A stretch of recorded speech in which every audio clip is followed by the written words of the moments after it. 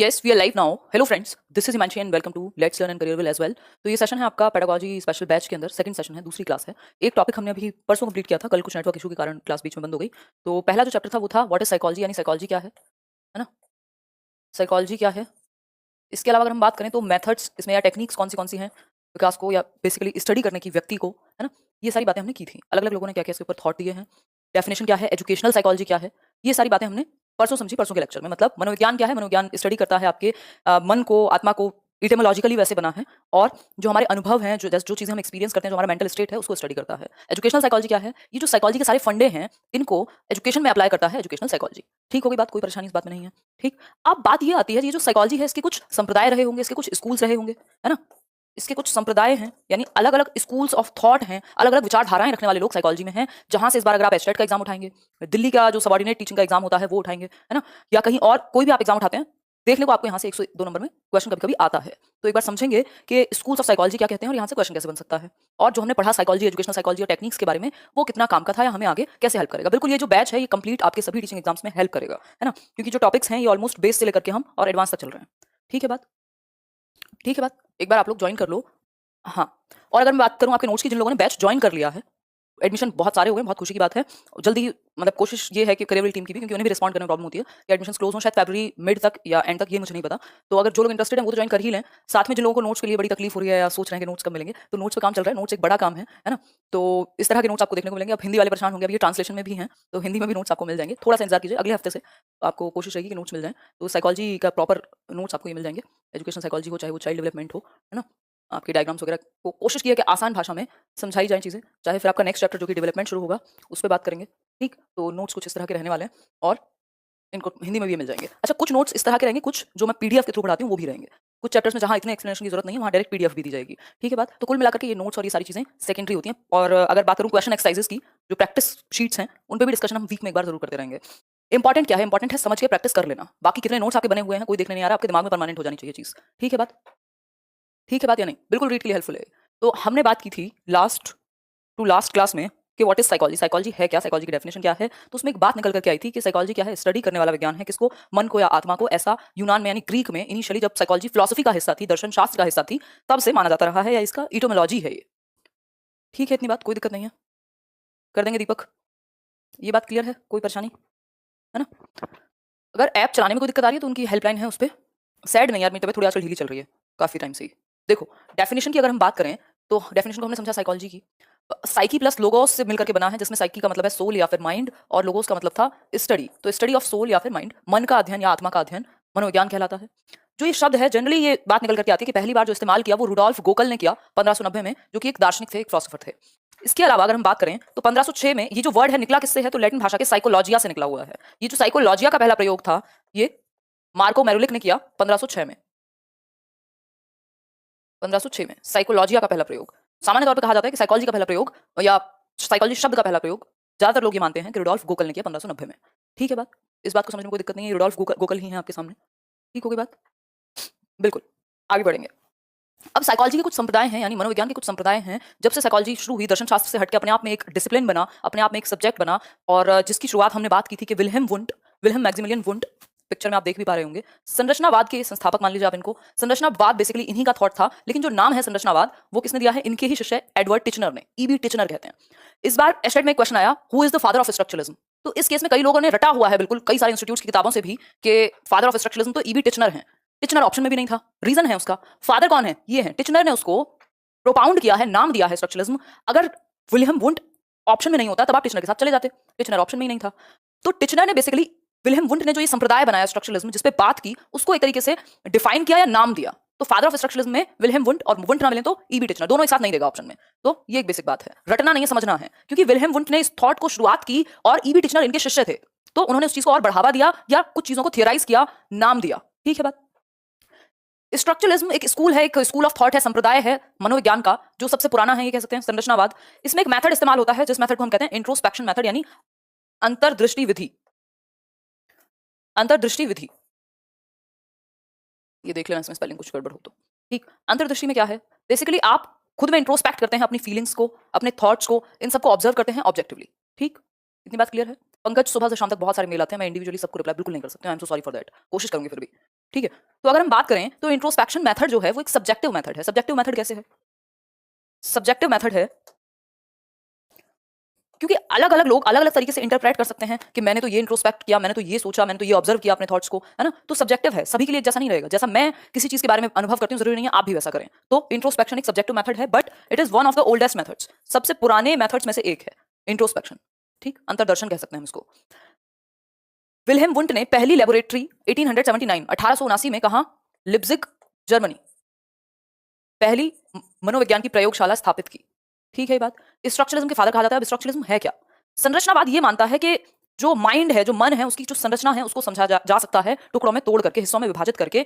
जैसे कि जो आपकी कॉन्शियसनेस है, जो चेतना है, जिसकी वजह से आप लगभग सभी काम कर पा रहे हैं, आप चीजों को देख पा रहे हैं, समझ पा रहे हैं, फील कर पा रहे हैं, सोच पा रहे हैं, वो सब आपकी चेतन मन में, या मन को तो जोड़ना गलत होगा, यहाँ मन की बात बाद में हुई है, बट आपकी चेतना में है, आपकी कॉन्शियसनेस में है, जिसकी वजह से आप डेली एक्टिविटीज कर पाते हैं वर्ल्ड में, या जो आप आसपास अपने एनवायरमेंट में एक मीनिंग मेकिंग कर पाते हैं। ठीक है बात। तो इन्होंने कहा जो कॉन्शियसनेस है, या जो ब्रेन है, जो माइंड है, उसके स्ट्रक्चर को समझा जा सकता है कि वो किस चीज को देख करके, किस स्टिमुलस को देख करके, या किन चीजों पे वो कैसे सोचता है, कैसा फील करता है, कैसा उसको अनुभव होता है। इन बातों पे चर्चा की जा सकती है स्ट्रक्चरलिज्म में, कि जो कॉन्शियसनेस या स्ट्रक्चर्स ऑफ माइंड है उनको तोड़ तोड़ करके देखा जाए। मान लीजिए आप एक एप्पल ही देख रहे हैं, एक सेब को देख रहे हैं, तो उसकी संरचना देख पाएं, इसकी शेप कैसी है, राउंड है या कैसी शेप है, ये जूसी हो सकता है, ये आपको उसके स्ट्रक्चर से समझ में आ रहा है ना, उसका कलर क्या है, ये स्ट्रक्चर है। तो इन्होंने फोकस किया मेंटल स्ट्रक्चर्स पे, या फिर माइंड के या कॉन्शियसनेस के स्ट्रक्चर्स पे, जिसकी वजह से लोग अनुभव करते हैं, सोच पाते हैं चीजों को। ठीक है बात, ये बात क्लियर हुई? आगे बढ़ेंगे। Margaret Washburn,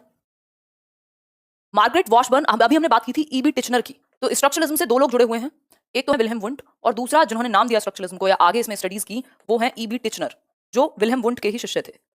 EB Titchener, Hindi में लिखना चाहें तो ऐसे लिख सकते हैं, ईबी टिचनर। ठीक। तो टिचनर ने इंट्रोस्पेक्शन मेथड पे काम किया, स्ट्रक्चरलिज्म पर काम किया। कई बार आपको नाम की जरूरत पड़ेगी, स्ट्रक्चरलिज्म किससे संबंधित है, आप कहेंगे टिचनर या फिर विल्हेम वुंट। इंट्रोस्पेक्शन मेथड भी दोनों से आप जोड़ पाएंगे, है ना। श्वेता गीत, बहुत बढ़िया। इतनी बात क्लियर है सभी को? आगे बढ़ेंगे। कल से ये वाली क्लास यूट्यूब पर नहीं होगी, बेसिकली मंडे टू फ्राइडे है, कल तो एक क्लास ही नहीं है ना, अब तो मंडे से होगी। और कोशिश रहेगी इसमें कि हम जम करके समझें, चीजें अच्छे से समझें। देखिए स्ट्रक्चरलिज्म की बात की, अब ईबी टिचनर के बारे में हमने पढ़ा। ईबी टिचनर जो कि शिष्य थे किसके? विल्हेम वुंट के। उनकी स्टूडेंट रही हैं कौन? Margaret Washburn. मार्गरेट वॉशबर्न जो पहली महिला बनी पीएचडी अर्न करने वाली साइकोलॉजी में, यानी मनोविज्ञान में पहली पीएचडी अर्न की या प्राप्त की किसने? मार्गरेट वॉशबर्न ने 1894 में। इन्होंने एक बुक भी लिखी जिस बुक का नाम है the animal mind. The animal mind. ठीक, क्लियर है बात? बेसिकली इनसे पहले भी एक महिला थी विटन कॉल्किंस, जिनके पास ये पूरी क्या कहें एलिजिबिलिटी थी, उन्होंने पूरा काम किया था कि उनको पीएचडी की डिग्री मिलती, बट हार्वर्ड ने क्योंकि वो महिला थी तो उनको इनकार कर दिया पीएचडी की डिग्री देने से। तो उनकी बात अभी हम आगे करेंगे। हालांकि वो एसोसिएशन ऑफ साइकोलॉजी की हेड बनी बाद में वहां, है ना। वो विलियम जेम्स की छात्रा थी, ये कह सकते हैं हम। ठीक है बात, आगे बढ़ेंगे। ये याद रखने वाली चीजें हैं, कई बार out of context, specially Delhi के एग्जाम्स में ऐसा होता है, आउट ऑफ कॉन्टेक्स्ट पूछ लेते हैं कई चीजें, तो इस केस में आपको पता होगा तो अच्छा रहेगा। इसके बाद नेक्स्ट समुदाय आता है साइकोलॉजी का। देखो याद रखने का बहुत अच्छा तरीका है SFPBGCH। तो ये 8 स्कूल्स ऑफ साइकोलॉजी अगर आप याद रख पा रहे हैं, 7 ही हैं बेसिकली। इसके बाद भी अगर आप C लगा दें कंस्ट्रक्टिविज्म तो 8 हो जाएंगे। ठीक, तो ये तरीका है याद रखने का सीक्वेंस में, कि पहले स्ट्रक्चरलिज्म आया, फिर फंक्शनलिज्म आया, फिर साइकोएनालिसिस, फिर आपका ये बिहेवियरिज्म, फिर गेस्टाल्टवाद, इस तरीके से चीजें आई। एक मिनट रुको, कमेंट्स में देख लेती हूँ। बाबू जावेद, हम अपनी भाषा को अगर सही से यूज करेंगे तो हो सकता है कि हमें चीजें ज्यादा अच्छे से समझ में आ जाएं, है ना। जो कोर्स की आप बात कर रहे हैं उसमें एक क्लास रहती है, वो होगी, और ये सही जगह नहीं है इस बारे में बात करने के लिए। चलिए आगे बढ़ते हैं। नहीं, संज्ञान की तो अभी बात ही नहीं आई, उसके लिए स्कूल ही अलग है। अभी एक मिनट रुको, उसके लिए तो स्कूल ही अलग है। संज्ञानवाद की अगर आप बात कर रहे हैं तो कॉग्निटिविज्म तो बहुत नया समुदाय है, ये तो बहुत पुराना, 1800 कुछ में तो उन्होंने लेबोरेटरी स्थापित की। ये तो 1900s की बात है कॉग्निटिविज्म की। तो देखो फंक्शनलिज्म की यदि हम बात करें तो ये दूसरा स्कूल हुआ। इसके फादर हैं विलियम जेम्स, जिनकी एक बहुत ही फेमस पुस्तक है प्रिंसिपल्स ऑफ साइकोलॉजी, यानी मनोविज्ञान के सिद्धांत, जो 1890 में इन्होंने लिखी थी, और 100 साल से भी ज्यादा तक भी ये फेमस है आज भी। ठीक, हाँ नोट्स हिंदी में मिलेंगे, बिल्कुल मिलेंगे, इंग्लिश में मिलेंगे, हिंदी में मिलेंगे। फंक्शनलिज्म की यदि बात की जाए तो फंक्शनलिज्म एक तरीके से ऑपोजिट है, या काउंटर करता है, या अटैक करता है किसको? स्ट्रक्चरलिज्म को, संरचनावाद को। देखो जैसे जैसे नए थॉट्स आते हैं, लोग एक दूसरे को क्रिटिसाइज करते हैं नई नई रिसर्च के साथ। ठीक, तो फंक्शनलिज्म या प्रकार्यवाद ये फंक्शन पे फोकस करेगा। ये कहता है ठीक है स्ट्रक्चर क्या है माइंड का, सब बढ़िया है, लेकिन उस स्ट्रक्चर से ज्यादा ये जरूरी है कि वो ह्यूमंस को डेली लाइफ में कैसे फंक्शन करने देता है, कैसे हम एक्टिविटीज कर पाते हैं, कैसे हम सेल्फ रेगुलेट कर पाते हैं खुद को, ये सब चीजें इंपॉर्टेंट है। यानी माइंड का फंक्शन इंपॉर्टेंट है स्ट्रक्चर से ज्यादा। ऐसा कहते हैं कौन? फंक्शन क्या है इंपॉर्टेंट है, ऐसा विलियम जेम्स कह रहे हैं। ऑपोजिट में किसके? स्ट्रक्चरलिज्म के। स्ट्रक्चर क्या है वो तो ठीक है, आप चेतना के हिस्सों को, माइंड के हिस्सों को स्ट्रक्चर में डिवाइड करके पढ़ लीजिए, लेकिन ये काम कैसे करते हैं, ये फंक्शन क्या है, है ना? वो जो सेब आप खाएंगे, जो एप्पल है उसकी शेप कैसी है, कलर कैसा है, जूसी है नहीं है, बट वो अंदर जाके फायदा क्या करेगा, दैट इज फंक्शनलिज्म। अगर उसके स्ट्रक्चर की बात हो रही थी तो वो स्ट्रक्चरलिज्म। ये पेन है, इसका स्ट्रक्चर है, ऐसा इसका कैप है, प्लास्टिक यूज हुई है, अंदर इंक भरी है, लेकिन फंक्शन क्या है इसका कि ये चल सकता है। तो इन्होंने फंक्शन पे फोकस की कि डेली लाइफ में माइंड को हम कैसे यूज करते हैं, कैसे माइंड फंक्शन करता है, इस चीज पे फोकस था किसका, विलियम जेम्स का, फंक्शनलिज्म यानी प्रकार्यवाद में। तो ये इन्होंने क्या किया, क्रिटिसाइज किया स्ट्रक्चरलिज्म को और कहा स्ट्रक्चर से ज्यादा जरूरी है फंक्शन ब्रेन का। ठीक है बात। रजिस्ट्रेशन कब तक ओपन रहेंगे यार, कोशिश तो रहेगी कि अभी रहें और 5-10 दिन, है ना? बाकी अगर ओवर होता है तो फिर ये आप कॉल करके एक बार पूछ लीजिएगा। देखिए, मैरी विटन कॉल्किंस, फेब्रुअरी ओपन भी रख सकते हैं, कोई दिक्कत नहीं है। मैरी विटन कॉल्किंस विलियम जेम्स की स्टूडेंट थी, जैसे ईबी टिचनर की स्टूडेंट थी कौन, वॉशबर्न। विलियम जेम्स की स्टूडेंट थी मैरी विटन कॉल्किंस, जो 14th प्रेसिडेंट बनी एपीए की। एपीए क्या है, अमेरिकन साइकोलॉजिकल एसोसिएशन को एपीए कहते हैं। इसकी फुल फॉर्म पूछी गई थी किसी तो एग्जाम में टीचिंग के ही, है ना? एपीए क्या है, association of psychological, American association of psychological, उल्टा बोल दिया है, अमेरिकन साइकोलॉजिकल एसोसिएशन, है ना? देखो लिख ही देती हूँ। एपीए की यदि बात की जाए, अमेरिकन साइकोलॉजिकल साइकोलॉजी एसोसिएशन या एसोसिएशन ऑफ अमेरिकन साइकोलॉजी, ठीक? तो ये बात हुई एपीए की। इन्होंने एक बुक लिखी है, इनकी बुक का नाम है इंट्रोडक्शन टू साइकोलॉजी यानी मनोविज्ञान का परिचय, ठीक?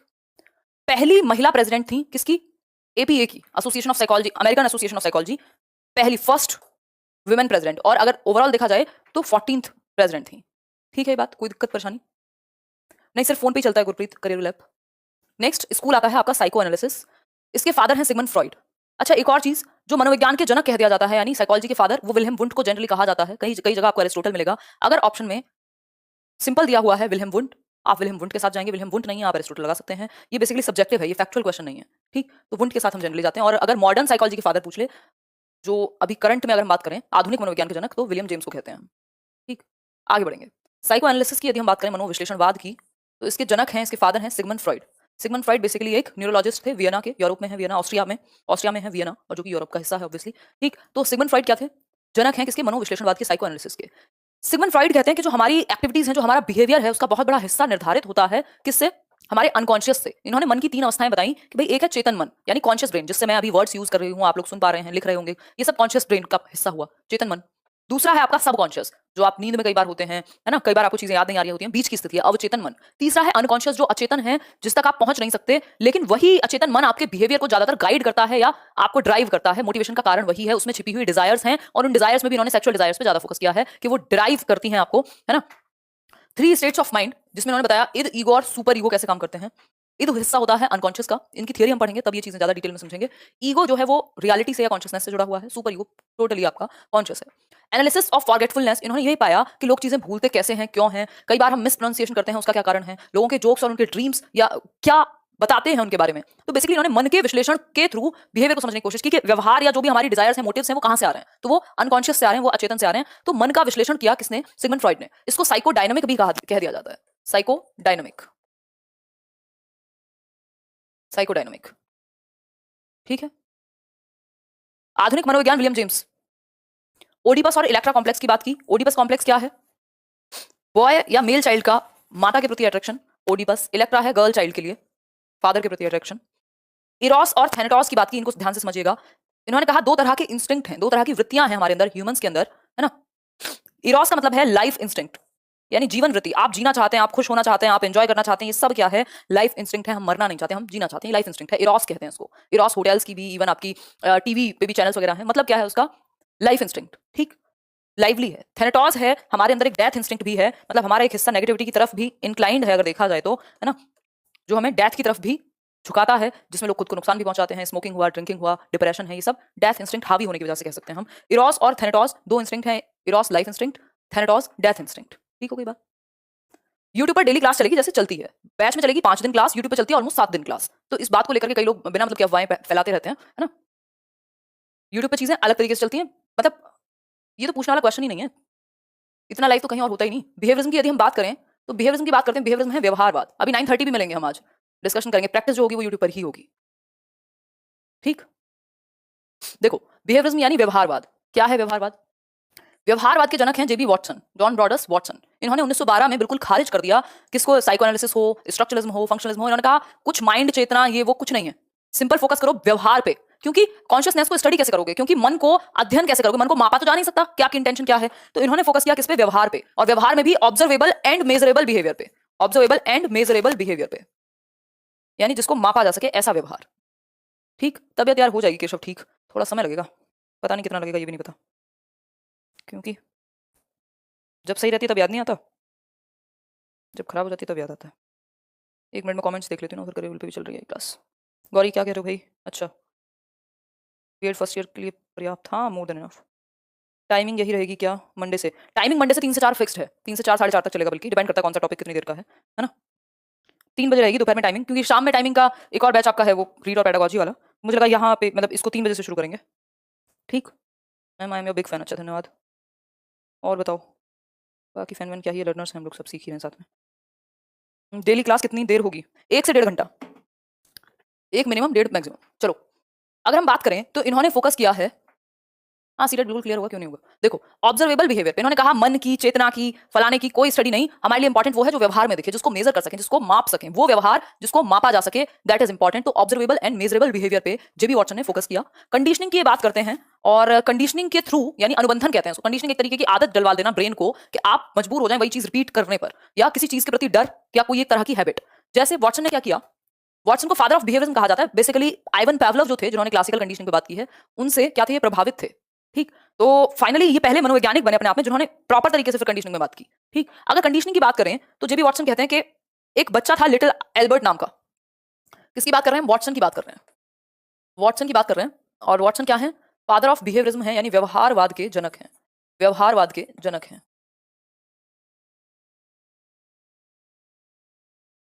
ठीक, अगर बात की जाए वॉटसन की तो 1912 में इन्होंने एक स्टेटमेंट दिया कि give me a dozen of healthy infants, मतलब मुझे आप क्या दो, 1 दर्जन स्वस्थ बच्चे दे दो शैशवावस्था के, जो नवजात शिशु हों, और मैं उनको कुछ भी बना सकता हूं कंडीशनिंग करके, मैं उनको कुछ भी बना सकता हूं, चोर, डॉक्टर, सिपाही, जो आप चाहें। मतलब ये कहते हैं कि हेरिडिटी इंपॉर्टेंट ही नहीं है इनके लिए, ये बिहेवियर में मॉडिफिकेशन करके कंडीशनिंग करा के किसी को भी कुछ भी बना सकते हैं, ट्रेनिंग के थ्रू, कंडीशनिंग के थ्रू, है ना। तो गिव मी अ डजन, इनका स्टेटमेंट है give me a dozen healthy infants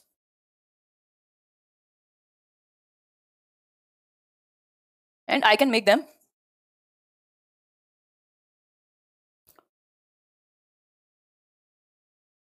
whatever you want, a policeman, an advocate, scientist, जो आप चाहें, या चोर, कुछ भी। ठीक, तो इन्होंने कहा कंडीशनिंग करके कुछ भी बना सकते हैं हम किसी को भी। ऐसा कौन कह रहे हैं? जेबी वॉटसन कह रहे हैं। ठीक, ऐसा जेबी वॉटसन कह रहे हैं। ठीक, ये बात क्लियर है? बिल्कुल क्लियर होनी चाहिए।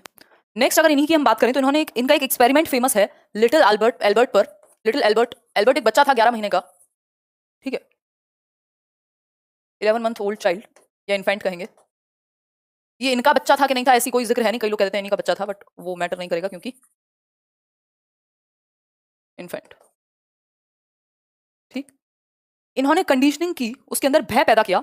ये वॉटसन ही हैं जो कहते हैं जन्म से ही 3 इमोशन हमारे अंदर पाए जाते हैं, फियर यानी भय, एंगर यानी क्रोध, और लव यानी प्रेम। तो ये 3 इमोशन जन्म से हमारे साथ होते हैं। ठीक है ये बात। लिटिल एल्बर्ट का जो एक्सपेरिमेंट था, इन्होंने ये जो छोटा बच्चा था इसको व्हाइट चीजों से डर बिठा दिया, लाउड नॉइज से डर बिठा दिया इस बच्चे में। जैसे ही ये किसी भी सॉफ्ट चीज को टच करता, मान लीजिए एक व्हाइट कलर का रेट ही है, उसको टच करे, सॉफ्ट टॉय को टच करे, एक पीछे से बहुत ही भयानक आवाज आती और बच्चे में डर बैठ गया कि जैसे ही वो टच करता था तो एकदम से पीछे से बहुत लाउड नॉइज आता था। अब नॉइज से हमें डर लगता है, बच्चे की कंडीशनिंग हो गई कि वो हर एक सॉफ्ट टॉय से या फर वाली चीजों से डरने लग गया। हालांकि ये जो जेबी वॉटसन की एक स्टूडेंट थी, उन्होंने काउंटर कंडीशनिंग करके इस डर को बाद में निकलवा दिया, लेकिन हम ये कह सकते हैं कि कंडीशनिंग की वजह से इन्होंने एक डर भर दिया किसमें, उस बच्चे के अंदर जो सिर्फ 11 महीने का था। तो कंडीशनिंग में क्या है, स्टिमुलस और रिस्पॉन्स होता है ना। भाई स्टिमुलस क्या था यहाँ, उद्दीपक जो हमें कोई प्रतिक्रिया देने पे बाधित करे, अभी कल परसों हमने डिस्कस किया था उद्दीपक को। तो यहाँ स्टिमुलस था वो लाउड नॉइज, और रिस्पॉन्स क्या है, उसका डर, उसका पीछे हटना। ठीक है बात। तो ये बेसिक सी बात है जो वॉटसन के बारे में जानी जाती है। आगे बढ़ेंगे। अब बिहेवियरिस्ट हैं कौन? जेबी वॉटसन। इन्होंने सबको नकार दिया, चाहे वो सिगमंड फ्रॉइड हो, चाहे वो स्ट्रक्चरलिज्म में वुंट हो, चाहे वो फंक्शनलिज्म हो। इन्होंने कहा व्यवहार इंपॉर्टेंट है, मन में क्या चल रहा है हमें फर्क नहीं पड़ता, वो बिहेवियर जिसको ऑब्जर्व किया जा सकते। अगर कोई भी कहता है कि learning is totally observable behaviour, तो वो सिंपल बिहेवियरिस्ट है जो इस बात में विश्वास रखेगा हमें फर्क नहीं पड़ता आपकी इंटेंशन क्या थी, आपका एक्शन क्या है, व्यवहार में हमने क्या देखा, उस पर महत्व है, उस पर जोर डाला जाता है। अब बिहेवियरिज्म से ही जुड़े हुए एक व्यक्ति, हालांकि ये दार्शनिक थे यानी फिलोसोफर थे, बट इनका एक स्टेटमेंट है जो कभी कभी पूछ लिया जाता है, और पूछ लिया जाता है कि जॉन लॉक को किस में डालेंगे, इस स्टेटमेंट को आप किस जगह पे डालेंगे, तो आप कहेंगे व्यवहारवाद से जोड़ेंगे। स्टेटमेंट क्या था? Mind of a child is tabula rasa. Mind of a child is tabula Rasa.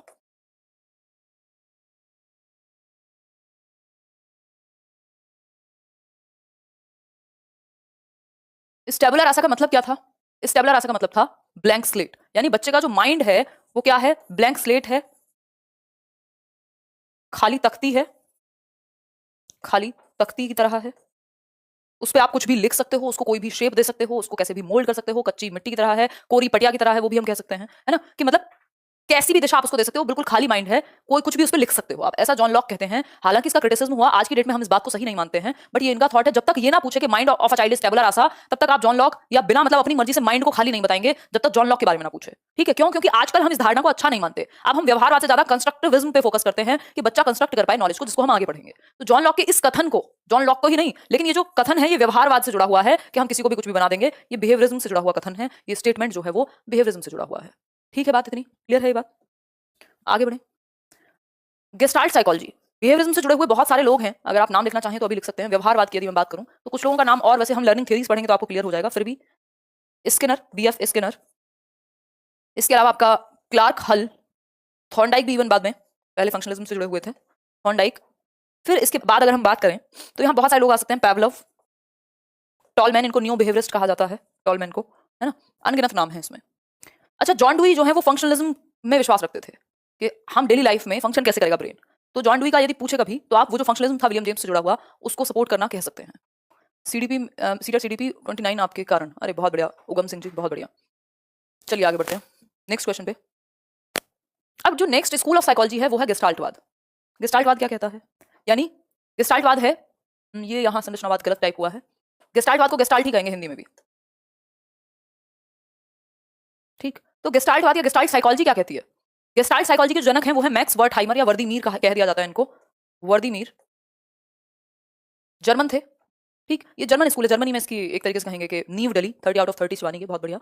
Max वर्टहाइमर और 2-3 लोग जिम्मेदार हैं इसके लिए, ये फाउंडर हैं इसके या जनक हैं मैक्स वर्टहाइमर। गेस्टाल्ट साइकोलॉजी के फादर अगर पूछेगा तो आप कहेंगे मैक्स वर्टहाइमर। ठीक है बात।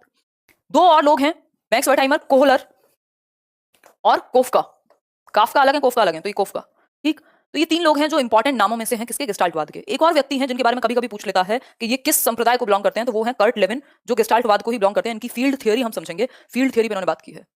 ठीक है, अगर हम बात करें तो गेस्टाल्टवाद की सोच क्या है, ये क्या कहता है? ये तो वर्टहाइमर हो गए ना आपके, जो जनक हैं इसके। कोहलर ने इंसाइटफुल लर्निंग दी है, जो गेस्टाल्टवाद की बड़ी फेमस थ्योरी है। इंसाइटफुल लर्निंग का मतलब है अंतर्दृष्टि सिद्धांत, इंसाइटफुल लर्निंग, जिसमें अचानक से आइडिया आता है आपके दिमाग में, किसी भी प्रॉब्लम को सॉल्व करने के लिए बत्ती जलती है दिमाग की। रिजल्ट सीटेट का 1 महीने के अंदर आ जाता है, 1 महीने तक आ जाता है।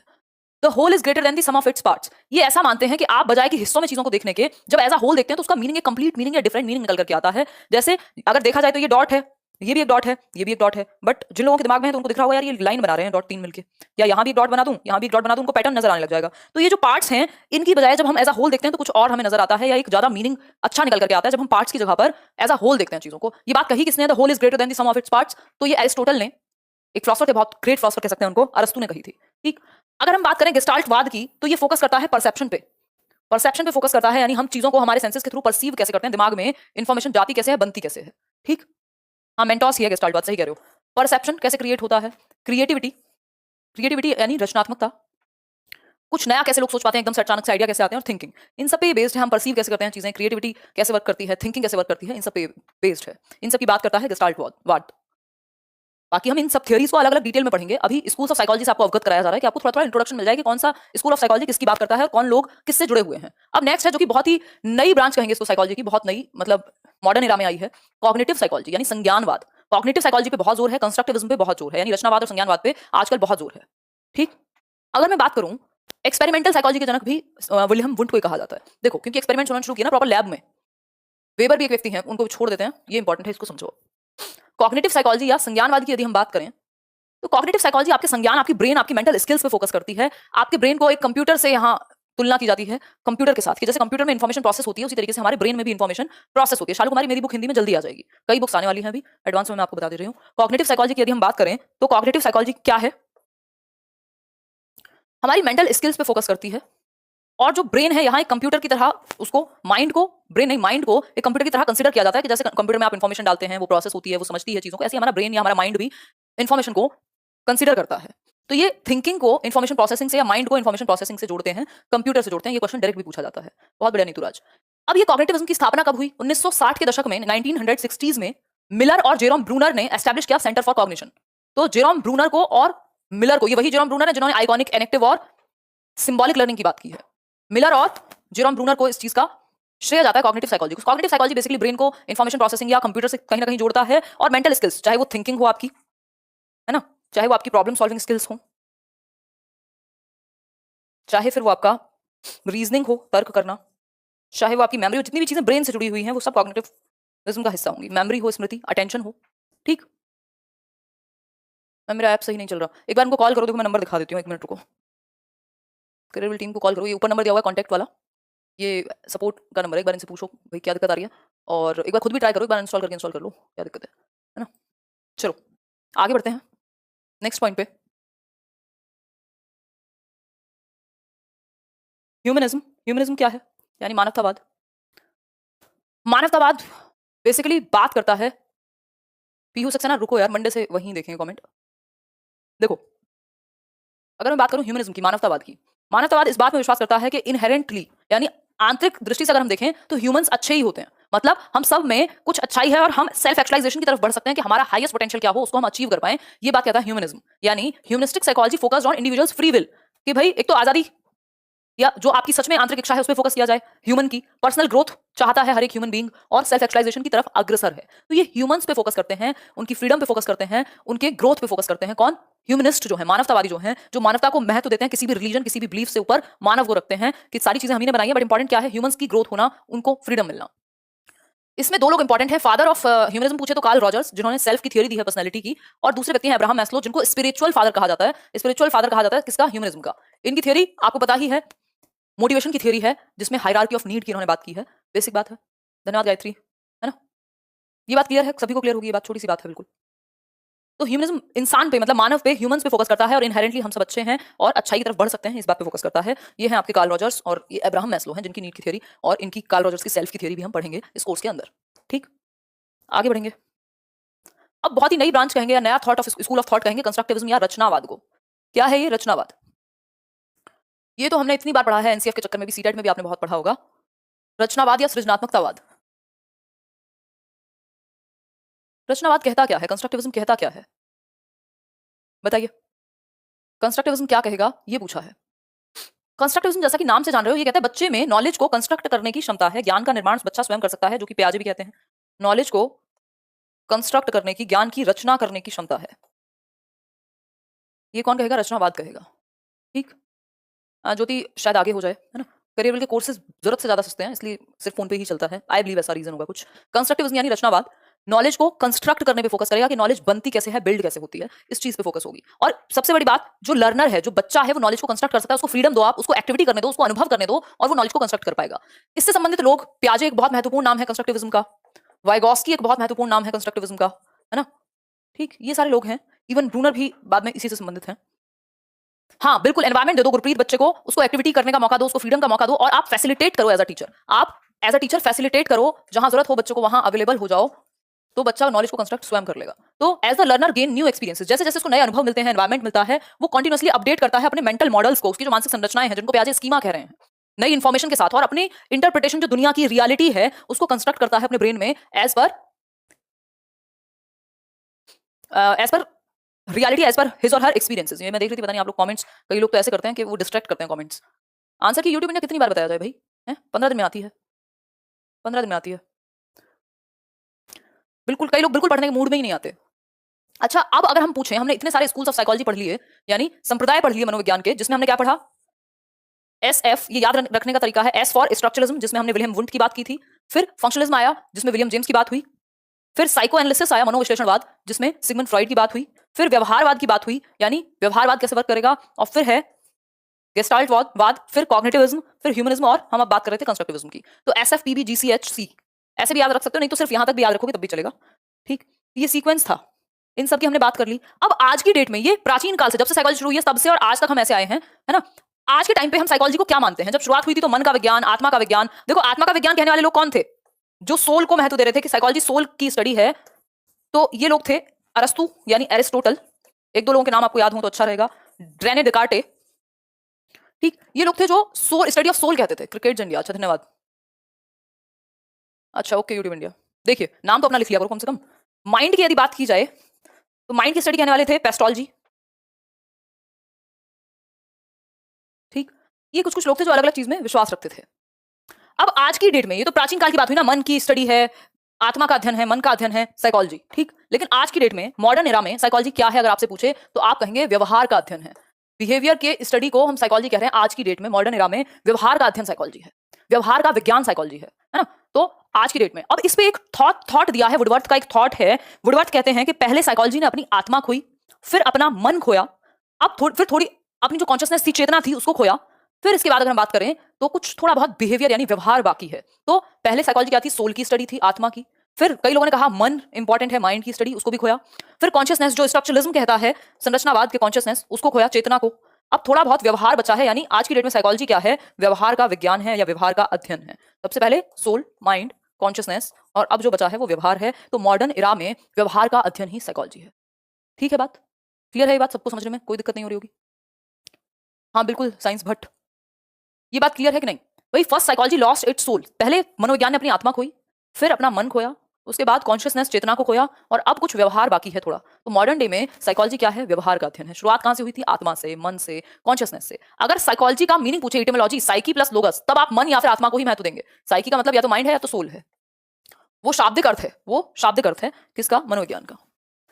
फोर्सेस ऑफ साइकोलॉजी कभी कभार पूछ लेता है, यानी मनोविज्ञान के बल। तो ये तीन बल आप याद रख सकते हैं, बिहेवियरिज्म यानी व्यवहारवाद, दूसरा है साइको एनालिसिस यानी मनोविश्लेषणवाद, जिसमें सिगमंड फ्रॉइड आते हैं, और तीसरा है ह्यूमनिज्म यानी मानवतावाद, जिससे कार्ल रॉजर्स और बाकी लोग जुड़े हुए हैं, परथा प्रथम दास। ओके, ये बात आप याद रख सकते हैं, कोई दिक्कत परेशानी? तो आज के लिए इतना ही रखते हैं। होपफुली आपको जो लेक्चर है ये आपको समझ में आया होगा। अगर मैं रिवाइज कराना चाहूँ आपको नोट्स से तो 1 मिनट लेकर रिवाइज भी कर लेंगे, कोई दिक्कत नहीं है ना। 1 मिनट लेके, ये हिंदी मीडियम में ट्रांसलेट करा देंगे इनको। What is psychology? साइकोलॉजी है क्या? फटाफट से रिवाइज करेंगे, हमने जो 2 क्लासेस में पढ़ा है उसको आज रिवाइज करेंगे। देखो, व्हाट इज साइकोलॉजी? साइकोलॉजी क्या है? मनोविज्ञान क्या है? तो ये ग्रीक वर्ड से मिलकर बना है, 2 ग्रीक यानी 2 यूनानी शब्दों से। पहला शब्द है साइकी, ये हिंदी में भी सेम ही रहने वाला है, और साइकी का मतलब क्या है? सोल या फिर माइंड यानी मन या आत्मा, और लोगोस का मतलब है साइंस यानी विज्ञान, मन का विज्ञान या मन का अध्ययन, ठीक, मन या आत्मा का अध्ययन मनोविज्ञान कहलाया। ठीक है बात? ये बात क्लियर है कि नहीं? ये सिर्फ बैच के लिए है नोट्स। देखो एक बार, gradually with changing time psychology established itself as scientific discipline. भाई इसको साइंस में, दर्शन शास्त्र से, फिलॉसफी से साइंस का एक हिस्सा बन गया। क्यों? क्योंकि इसमें एक्सपेरिमेंट्स होने शुरू हो गए। ये मेंटल प्रोसेस, मानसिक प्रतिक्रियाओं को प्रोसेस स्टडी करते थे, अनुभवों को और व्यवहार को अलग अलग एरिया में। तो ये साइंस बन गया क्योंकि पहली लेबोरेटरी स्थापित हो गई 1879 में विल्हेम वुंट के द्वारा। फर्स्ट साइकोलॉजी की लेबोरेटरी स्थापित हुई जर्मनी में, ठीक, और यहाँ एक्सपेरिमेंट होने शुरू हो गए। ये विलियम वुंट वही हैं जिनके बारे में स्ट्रक्चरलिज्म की हमने अभी संरचनावाद की बात की है। ठीक है बात? अगर भारत में पहली लेबोरेटरी की बात की जाए तो 1916 में ओपन हुई, एन सेन गुप्ता के द्वारा साइकोलॉजी डिपार्टमेंट एस्टैब्लिश हुआ। कहाँ? कलकत्ता में। ठीक, आगे बढ़ेंगे, फटाफट से रिवाइज करते हुए चलेंगे। मेथड्स ऑफ साइकोलॉजी यानी साइकोलॉजी के मनोविज्ञान को स्टडी करने की टेक्निक्स क्या है, मेथड्स क्या है। तो एक हमने पढ़ा था ऑब्जर्वेशनल मेथड यानी अवलोकन विधि। अवलोकन विधि क्या है? बच्चे के जो व्यवहार को ऑब्जर्व किया जाए, उसकी एक्टिविटीज को ऑब्जर्व किया जाए। 2 तरह का ऑब्जर्वेशन होता है। एक होता है आपका नेचुरलिस्टिक ऑब्जर्वेशन। नेचुरलिस्टिक ऑब्जर्वेशन का मतलब है जो कि प्राकृतिक है, बच्चे को पता भी नहीं है कि आप उसे ऑब्जर्व कर रहे हैं और आप ऑब्जर्व कर रहे हैं उसकी एक्टिविटी को, कोई ग्रुप में काम करते हुए आप देख रहे हैं चुपचाप से, है ना। ये नेचुरलिस्टिक है, बच्चे को कुछ नहीं पता। और अगर हम बात करें, दूसरा है पार्टिसिपेंट ऑब्जर्वेशन, या इसको हम कंट्रोल्ड ऑब्जर्वेशन कहेंगे, जहां बच्चे को पता है कि आप उसे ऑब्जर्व कर रहे हैं। जैसे कि जब बच्चा एग्जाम देता है, कोई टेस्ट ले रहे हैं, तो आप उसको प्रॉपर ऑब्जर्व कर रहे हैं। कोई ओरल टेस्ट है, कुछ मॉक है, तो आप ऑब्जर्व कर रहे हैं, ये कंट्रोल्ड है, पता है बच्चे को। लेकिन नेचुरलिस्टिक में पता नहीं होता कि आप उसके व्यवहार का अध्ययन कर रहे हैं जब वो अपने दोस्तों से बातें कर रहा है। तो समझ पा रहे हो बात या नहीं? Thank you Sudhanshu Tiwari. आगे बढ़ते हैं। दूसरा मेथड या टेक्निक है एक्सपेरिमेंटल मेथड, जिसकी बात विल्हेम वुंट भी करते हैं। यहां कॉज और इफेक्ट को समझा जाता है, कारण और कार्य को समझा जाता है। किसी चीज के पीछे कोई ना कोई कारण होता है, इस चीज पे एक्सपेरिमेंट किया जाता है। ठीक, फिर है साइकोलॉजिकल टेस्टिंग। साइकोलॉजिकल टेस्टिंग में क्या है? आपका वर्बल, नॉन वर्बल टेस्ट हो गए, चाहे इंटेलिजेंस के हो, साइकोलॉजी के हो। ये कुछ चीजें एक्स्ट्रा भी मिलेंगी आपको नोट्स में, और कुछ चीजें शॉर्ट में भी मिलेंगी। केस स्टडी की यदि बात की जाए तो केस स्टडी हमें पता है व्यक्ति अध्ययन विधि कह सकते हैं इसको। बच्चे के या व्यक्ति के जो भी एरियाज हैं, चाहे वो उसका लाइफ हिस्ट्री हो, चाहे वो उसके लाइफ एक्सपीरियंसेस हो, उनको स्टडी किया जाएगा और पता लगाया जाएगा उसका व्यवहार कैसा है, क्यों है, और आगे क्या उसको ठीक किया जा सकता है। ठीक है बात? आगे बढ़ेंगे। स्कूल्स ऑफ साइकोलॉजी की फिर हमने बात की थी। स्कूल्स ऑफ साइकोलॉजी की हमने बात की। इसमें आपका लॉन्गिट्यूडिनल और ये सब मेथड भी समझेंगे। पहले हम टेक्निक्स ही कंप्लीट करेंगे। आई थिंक ये वाले पीडीएफ में है कि नहीं, देखनी पड़ेगी ना। टेक्निक्स समझेंगे। हाँ, टेक्निक्स इसमें नहीं है, एक बार देख लेंगे। पुराने वाला है, अपडेटेड में है। देखो आपको जो मिलेगी उसमें होगी। स्ट्रक्चरलिज्म क्या है, संरचनावाद, विलियम वुंट ने काम किया, ये सारे एग्जांपल आपको इसमें मिल जाएंगे। फिर फंक्शनलिज्म हमने पढ़ा, विलियम जेम्स ने काम किया। फिर इसका क्रिटिसिज्म क्या है, इस पे बात करेंगे। व्यवहारवाद, जॉन वाटसन क्या कहते हैं, इस पे बात होगी। ह्यूमनिज्म क्या कहता है, साइको एनालिसिस क्या कहता है ना। और फिर अगर हम बात करें गेस्टाल्ट साइकोलॉजी, कॉग्निटिव साइकोलॉजी क्या कहती है, और कंस्ट्रक्टिविज्म क्या कहता है। ठीक, तो ये प्रॉपर चीजें इस तरीके से काम करेंगी। ठीक है बात। अब हम मिलेंगे कब, मंडे को, इस बैच के अंदर मिलेंगे। जो लोग अफोर्ड कर सकते हैं ले सकते हैं, और 4-5 महीने की पढ़ने की क्षमता रखते हैं। सिर्फ कोर्स लेने का कोई पॉइंट नहीं है। अगर आप पढ़ सकते हैं 4-5 महीने लगातार, 5 दिन और 2 दिन पूरा रिवीजन कर सकते हैं, प्रैक्टिस, क्योंकि जितना इसमें चीजें मिलेंगी आपको उतना भी अगर आप ढंग से कर लेते हैं तो हेल्प हो जाएगी काफी ज्यादा। तो वो आप ज्वाइन कर लीजिए अगर कर सकते हैं, करियर लैब डाउनलोड करके, है ना। बाकी 4 से 5 महीने डेली काम होने वाला है, और वो जरूरी भी है। ये इसकी डिटेल्स हैं। 1 साल तक रिकॉर्डेड वीडियोस भी आपके पास रहने वाली हैं। ठीक है बात। चलिए आज के लिए इतना ही रखते हैं। प्रैक्टिस शीट की अगर हम बात करें तो प्रैक्टिस हम हफ्ते में किसी भी एक दिन कर लेंगे, या अगर कोई टॉपिक है जिसमें ज्यादा प्रैक्टिस की जरूरत ही नहीं है तो वहीं पे 1-2 क्वेश्चन ऐड करके कर लेंगे। ठीक है, लिंक इसका डिस्क्रिप्शन बॉक्स में अवेलेबल है जिन लोगों को ढूंढने में दिक्कत होती है। बहुत सारे कमेंट्स इसी बात पे आते हैं। यूट्यूब पर भी करा देंगे, यूट्यूब पे अलग तरीके से करा देंगे, कोई दिक्कत नहीं। अभी पहले ये बैच तो पूरा होने दो ना, एक टाइम पे कितनी जगह सेम चीज पढ़ोगे। चलिए ध्यान रखिए, टेक केयर। और यूट्यूब पे भी 9:30 क्लास फिक्स है आपकी। अभी मेरी एक और क्लास है, स्पेशल क्लास 5 बजे। लिंक शेयर कर दूंगी टेलीग्राम पे, आप सभी जुड़ सकते हैं, वो फ्री है एकदम। चलिए बाय बाय। हाँ आज मिलेंगे 9:30 पे, कुछ क्वेश्चंस की प्रैक्टिस करेंगे।